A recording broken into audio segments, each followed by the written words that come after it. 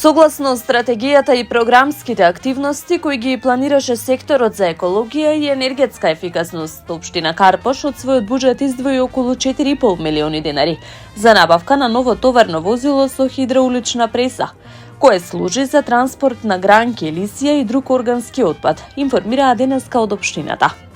Во таа насока, велат од таму, за прв пат на теренот беше пуштено во употреба и ова специјализирано возило, со чија употреба ќе бидат удвоени капацитетите на општинските служби, кои се грижат за одржување на јавната хигиена на територија на локалната самоуправа.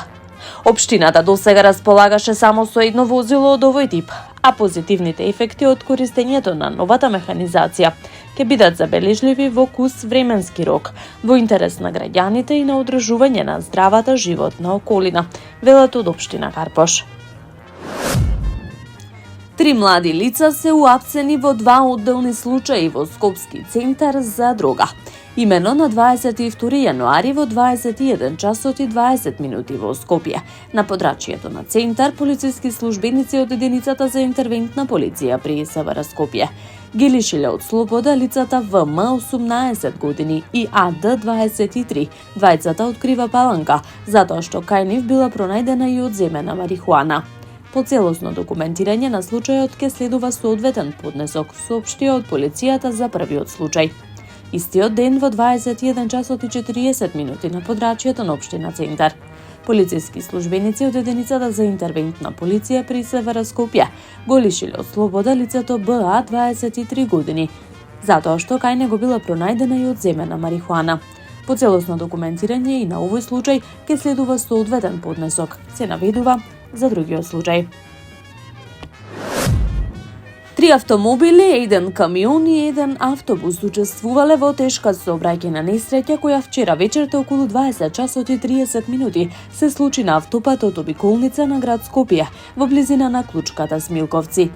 Од Министерството за внатрешни работи информираат дека несреќата се случила помеѓу автомобил Volkswagen Golf со скопски регистарски ознаки, управуван од лицето КС од Арачиново, автомобил Hyundai со косовски национални ознаки, управуван од лицето ББ од Косово, автомобил BMW со скопски регистарски ознаки, управуван од МД од село Радишани. Товарно возило Scania со приколка со бугарски национални ознаки, управувано од лицето ДВ од Бугарија, и паркиран автобус Сано со скопски регистарски ознаки. Во несреќата со тешки телесни повреди се здобил возачот, додека со телесни повреди се здобиле и возачите ББ и МД, констатирани во градската општа болница Свети Наум Охридски во Скопје, информираат од полицијата. Извршен бил увид од увидна екипа на СВР Скопје. Градоначалникот на општина Кисела Вода Урце Ѓоргиевски денеска ја посети населбата Стаклара Каменик, каде се заврши првата од двете предвидени траси од изградбата на фекалната канализација. Се работи за многу значаен проект кој се реализира преку финансиско партнерство на општина Кисела Вода со општествено одговорните компании, а ќе овозможи конечно септичките јами во Стаклара да заминат во историјата. Напролет започнува изградбата на водоводната мрежа, за што средствата се обезбедени преку Министерството за животна средина. Со огромно задоволство денес сме во населбата Стаклара Каменик, каде ја завршивме првата од предвидените 2 траси од фекалната канализација во должина од 3600 метри. Овој значаен проект, финансиран преку финансиско партнерство на општина Кисела Вода со општествено одговорните компании од овој дел на општината, представува историски чекор за оваа населба, истакна првиот човек на Кисела Вода. Преку 500 семејства, голем број бизнис субјекти кои со децении живееја во услови недостојни за 21 век, конечно добиваат основна инфраструктура која ќе им овозможи квалитетен живот и нормално делување. Поставувањето на фекалната канализација значи крај на долгогодишната употреба на септички јами, што беше не само хигиенски и еколошки проблем, туку и голема пречка за развој на овој дел од нашата општина, истакна Ѓоргиевски. По завршувањето на овие подземни инфраструктурни зафати ќе следува асфалтирање на улиците, со што ќе се подигне не само целосна функционалност, туку и современ естетски изглед на оваа населба, велат од локалната самоуправа.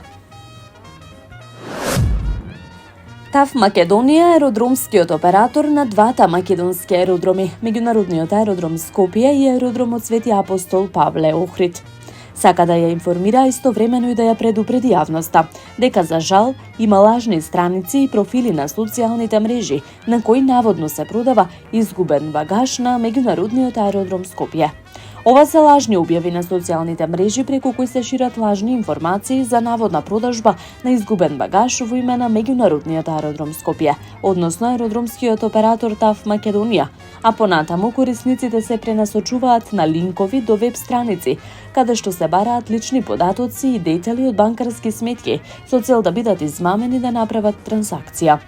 Како сериозна и одговорна компанија која се грижи за своите клиенти, ТАФ Македонија ќе ги преземе сите правни мерки за заштита на својот углед, особено затоа што во аеродромската дејност изгубениот багаж им се враќа на собствениците согласно утврдена процедура, односно со изгубениот багаж никогаш не се тргува. Велат од ТАФ Македонија. Апелираме до јавноста да биде внимателна додека е онлайн, особено кога се бара да ги вметнат своите лични податоци и детали за трансакцијски сметки, кои можат дополнително да бидат злоупотребени, информираат од ТАФ Македонија. Таму е Скопје, град мој љубав лише, што ми расте сни. Вечно